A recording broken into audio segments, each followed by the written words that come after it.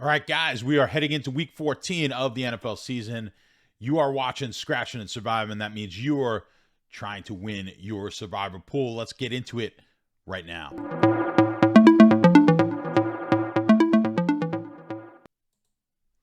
All right, guys, week 14 is upon us. Getting really close to the end of the season. If you are still alive, congratulations. Last week, not too difficult to advance. I know in that pool that I was in that got knocked out right before cashing at the top 10, a lot of people were knocked out with Minnesota, and that's because that pool was a double picks pool, so not many teams available to those who were left in that pool. If you've been picking single entries, more than likely, if you were surviving into last week, you probably survived to this week. So if that's the case, you're with me this week, watching once again. So I thank you for being here. Of course, guys, quickly, just check out the Sharp app. Download it in the App Store. It is absolutely free.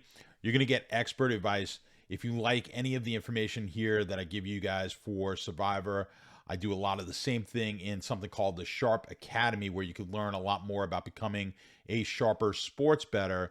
And something I really want you to pay attention to on the Sharp Academy is EV, expected value, something you should know regardless of whether you're in a pool like this or you're sports betting, really in all aspects of risk taking, but especially in sports and sports betting. Understand EV, when to use it, its expected value, how that calculation works. It's going to help you here. We're going to talk a little bit about hedging today because now we're getting to the end of the season where a lot of people are going to want to start to hedge if you're in a Survivor pool. But before I get into hedging, before I get into EV and all that other stuff, let's just head right to the grid. Let's look at what we've got on tap here for this week, and then we can talk about hedging a little bit. All right, so the grid I'm going to bring up is up now for week 14. And, we've got some options here this week. And you can see that by the percentages of the pick percentages that we have here. The biggest pick percentage team is going to be the Chargers. The Chargers have not been a team that we've really had an opportunity to take all that many weeks. So there's a good chance that if you're still alive in your pool, you do have a chance to take the Chargers. They've got an 80% win probability based on the Vegas numbers here. They're going to be about a 10-point favorite right now at home against the Giants. Obviously a game you think they should win. Of course, we know playing Survivor pools that sometimes these games lose. That's how you get down to just a few people left in your pool. Now, the biggest point spread of the week is going to be Green Bay at home to Chicago. This is one of those that you'd be absolutely stunned if Chicago could pull off the win against Green Bay. Rodgers has always been really good against Chicago. That Chicago offense, it's probably the worst unit in football right now is the Chicago offense. And they're just going to have a hard time scoring. The Green Bay defense looks really good. So this is the highest win probability on the week, and you're seeing a decent amount of people on it. Yet on Survivor Grid, we're still getting this as a plus EV. Anything over 1 on EV means you're getting positive EV. This is under the assumption of single picks and taking all the pools into account that they are. Obviously, in your pool, this is going to be different. Many of you, I enjoy the comments every week and going over your specific pools. You may be in a pool with just 3 people and you're the only one who can take Green Bay. Or you're in a pool with 10 people and 5 people could take Green Bay. So it's just going to vary, right? Kansas City, a lot of you have taken already. That's why they're only at a 1.8% pick against Vegas. Tennessee, a pick that you may potentially have Tennessee still available to you. They've got Jacksonville. That's an 8.5-point spread, close to the 80% number. And let's just kind of sort this by the win percentage, right? So you've got Green Bay, then the Chargers, Tennessee, KC, and then Denver, a team, shockingly, a lot of you have taken early in the season, but they do have Detroit this week, 75% win chance, 9% of people are taking them in pools, and then Seattle's the next big one at Houston. I don't know if you could really love this game. 75%, 10% of people are taking them. The reason the percentage is where it is because probably a lot of people still have Seattle available. And then you've got the Saints at the Jets, 5 points. You can't feel too confident. If you've exhausted all these other picks, of course, you're going to have to look at New Orleans or Dallas, but you probably have taken Dallas, and Tampa you've probably taken. So it's going to get difficult. You should have some options here in the top 6. I would imagine most pools. It's going to be very rare that you have taken all of these 6, because most likely the Chargers is available to you, as the Titans may be as well. So, and even Green Bay. Now, we got to talk game theory. Actually, before we do that, let's talk about if you're in a pool where you were in a massive pool and you've still got, over 100 people left, and you've got a chance to take Green Bay.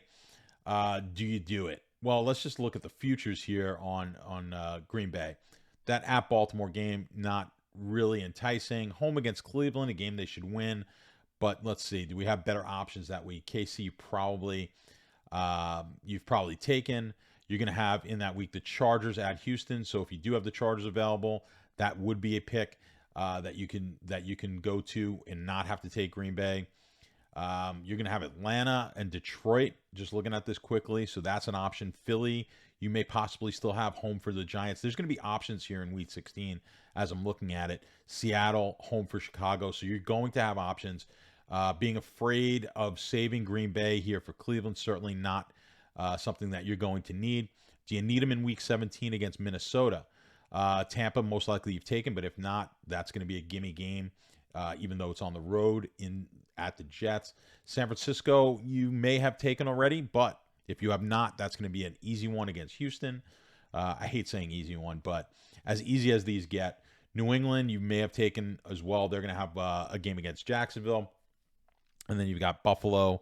Probably, I don't know if anyone's got Buffalo available at this point in pools, but some of you guys amaze me with some of the games or teams that you have left. You've got some really good equity. We've talked about that in previous episodes as far as equity in the pool, where if there are 10 people left and there's $1,000 in the pot, you've got $100 in equity. But if you somehow still had Tampa and Buffalo and Green Bay available to you, you've probably got more equity than the others, right? If I was buying your entry, I would pay a little bit more than that $100 because you've got such good teams left. So you've got a lot more value. Your entry is more likely to win. So just looking at this week 17, we're going to have some options here. And then week 18, tough to really look at week 18 because you don't know who's going to be locked into a playoff spot. So this Buffalo Jet game, I mean, even if Buffalo is locked in, which it's looking like they might be just fighting for a playoff spot in week 18, they're most likely not going to be locked in. So the Jets, but again, we're not going to be looking at Buffalo. Most of you have them. Tampa, most of you guys are going to have taken. If you don't take Green Bay this week, this would be your next best option, week 18 at Detroit. But again, what if Green Bay's locked into the 2 seed and they don't have a chance to play for anything? Suddenly that Detroit game doesn't become as nice here because maybe Rodgers isn't going to play in that game, something like that. So really tough. I would be leery here about looking too far ahead to week 18. You've got plenty of options this week. Now, we'll talk about it in the comments. I know you guys like to leave me the comments, and it's going to be a lot easier for me to look at your individual pools in comments. I think you guys help a lot of the other listeners and subscribers here with your comments and your individual type of pools and styles. Now, one thing I want to talk about in hedging on these, I know you're starting to get itchy. You may have started to hedge last week. As we get closer to the end of these pools, there are some people who just love to hedge. In pools, I do like to hedge. I don't hedge things like parlays. I have a whole video on that in the Sharp Academy on hedging and parlays. There's a reason for that where I don't necessarily like to hedge. I don't like to hedge futures bets. Like I've got Arizona to win the West at plus 650 this season, right? So there's an opportunity there when they play the Rams this week where that game really will probably determine if Arizona wins that game. They're not going to lose the West more than likely. So I do have an opportunity there where I can bet the Rams as a hedge, but I don't like necessarily doing that on futures bets. But go check that video out and you'll understand more as to why I don't like doing that. Now, the reason I do like doing that in pools like this is because in a pool like this, we're in for a relatively small amount of money, and we're playing for a relatively large amount of money with no VIG. Now, in your pool, maybe the host of the pool is taking a percentage out, and even if they're not, you should be tipping anyone who runs a pool. If you're watching this, 10% should always go back to the person running the pool. These pools, if you've never run one, it is a big pain in the ass to run pools. I've run a million pools in my lifetime. You know, even when you have these websites that aid in doing it, if they're running this on Yahoo or CBS or Office Football Pool, it is still a pain in the ass collecting from everybody. I know when I run a pool, regardless if I've collected from everyone or not, I always pay it out, and then I worry about collecting. There's nothing more that I hate. I hate nothing more than winning a pool and then having the person run the pool tell me I have to wait 2, 3, 4 weeks before I can collect because he still has not collected from all the participants in the pool. When you run a pool, there's a set price on the win. Once that win happens, once someone wins the pool, that should be paid out. That's your job as running the pool to go and collect. Now, for that service, you should be tipping that person, and 10% is customary if you're not used to doing it. A lot of times nowadays, these people who run pools will just take it out. If they're taking it out, if they're only taking 5% out, and you want to give another 5%, I like that. Just to give 10%. 10% has always kind of been the customary thing. But regardless of that, you should take that into account. Of course, when you're looking, if it's a $10,000 pot, the person has not taken anything out. When you're doing your calculations as far as how much you should be hedging, know that if you do win, it's really a $9,000 win, not a $10,000 win. All right, so calculate that into your hedging.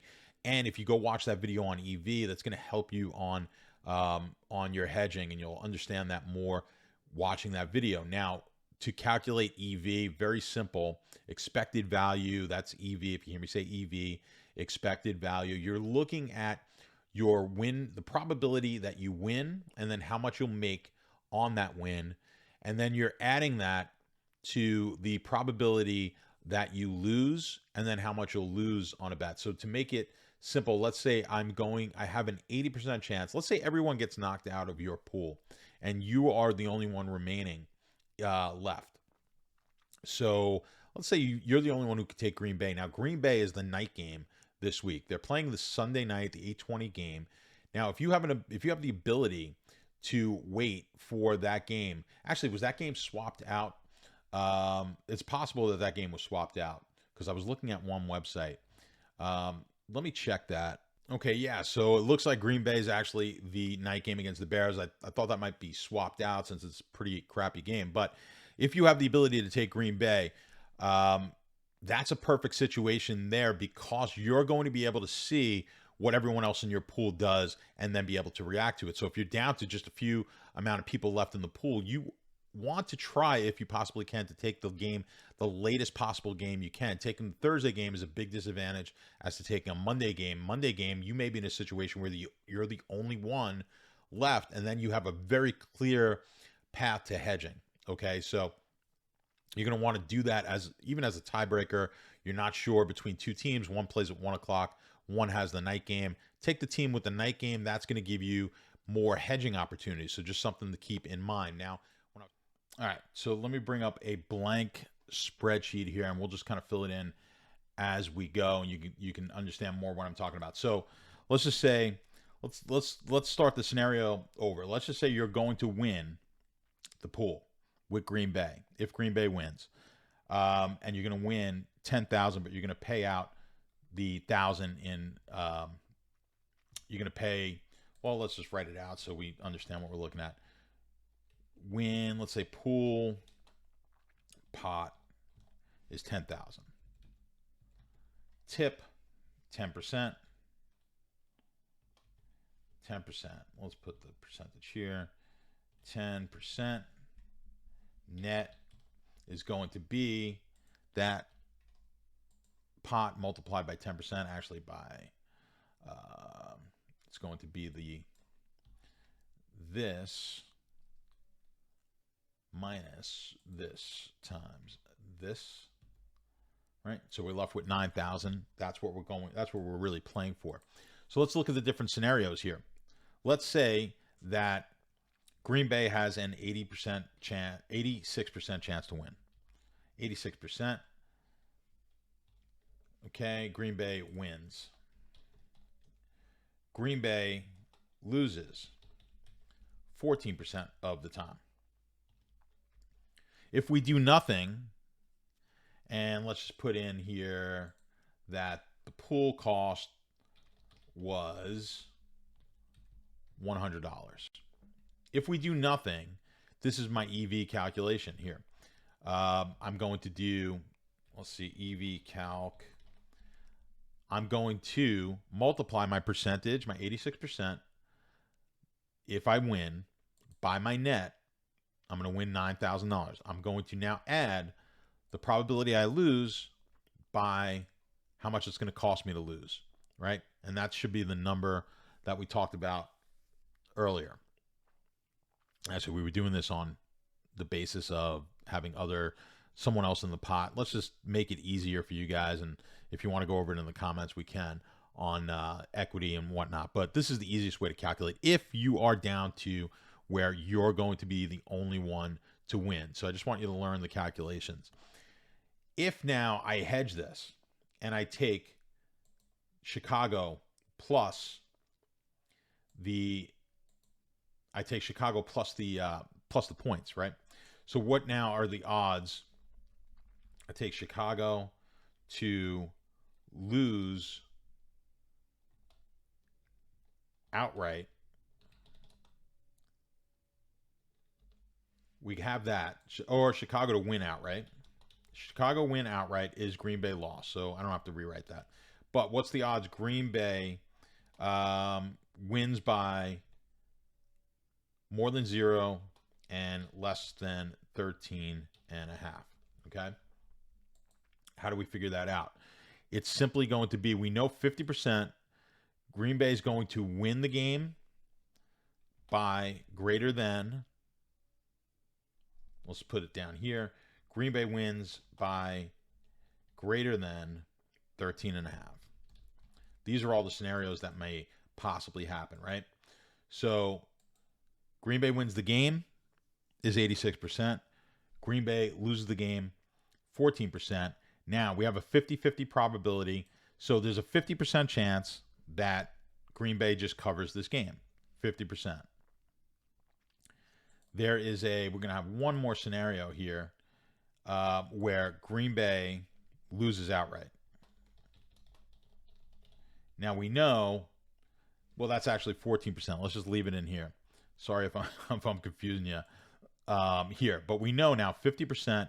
These are the three scenarios. Green Bay is going to either lose the game outright, they're going to win the game by between 0 and 13 and a half, or they're going to win by more than 13 and a half. These have to equal 100%. So these equal 64%, which means this has to equal 36%. Now, it was kind of a long way to get there, and I apologize. But here's your 100%. This is the 100% possibilities. When you're doing these EV calculations, it should add up to 100%. There should be you should be taking into account every possible outcome. So let's do the EV calc on a hedge situation.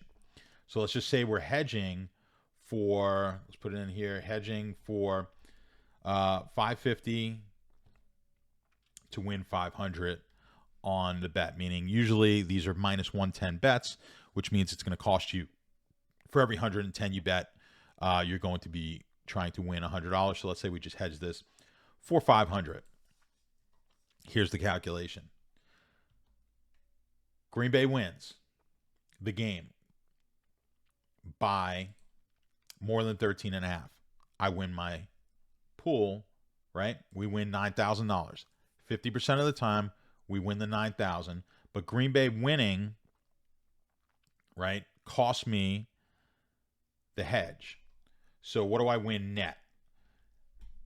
It's a net number. I'm going to win 9,000 and I lose 550 on my hedge. That's the number we're going to multiply to 50%, because 50% of the time I'm basically going to win $8,450. Okay? Now I add in, what's my next scenario? Well, Green Bay wins this game by between 0 and 13 and a half points. So 36% of the time, I multiply that number by, what am I going to win? Well, I'm going to win the 9,000 for the pot, and I'm going to win an additional 500 on my hedge bet. right? So 36% of the time, I catch a middle. I hit the 9,000, I win the pot, and 500 to win my hedge. What's my last scenario? 14% of the time, I get knocked out of the pool. I do not win 9,000. I do, however, win 500. Now, I should add in here the cost of the pool because I'm going to lose the $100 for the pool. So we've got 14% of the time, I'm going to win $500. I should put that in parentheses. I'm going to win $500 and I'm going to lose my 100 in the pot. So what is my EV? 7701. So my EV is actually better if I do nothing. Now, the reason for that is because when you hedge, you are paying juice, right? That's where you're losing money. Now, I don't mind doing that on big pools because you're not going to be in this situation often. It's hard to win these pools. So I don't mind paying a little bit of juice here in order to lock in some profit. Let's say we jump this up to, now I want to hedge this for 2,000 to win 2,000. Should be 2,200 minus 2,200 to win 2,000. As you can see, I'm going to lose slightly more here. It's going to cost me $100 in EV in order to do this, but I'm guaranteeing myself the hedge. So I'm guaranteeing myself at least winning 2,000 in that scenario. Now, you don't want to do this necessarily. You don't want to be hedging necessarily if you have a chance to advance in the pool with other people. You may want to hedge, but you don't want to hedge for as large of an amount. The easiest thing, of course, is when you know at the end of the season exactly where you stand. That's why I like playing a game like Green Bay, where it's going to be late in the game or late in the day, and you may be the only one on that game. You should know exactly where you stand. If you start hedging situations where the pool still continues to go on, you could get yourself in a situation where you're now hedged and you lose a few of your hedges and you actually lost more than you would have won in the pool. So it gets a little tricky. I hope I didn't confuse you more by going over that, but I do think that little spreadsheet is going to help you out in how to figure out your hedge amounts, and that's going to work for you in all sorts of things. Ask questions on EV and hedging and any other questions you may have this week. As always, good luck, guys. Download the app, Sharp app. You'll get more great info like this, and I look forward to seeing you guys as winners and advancing to next week. Good luck.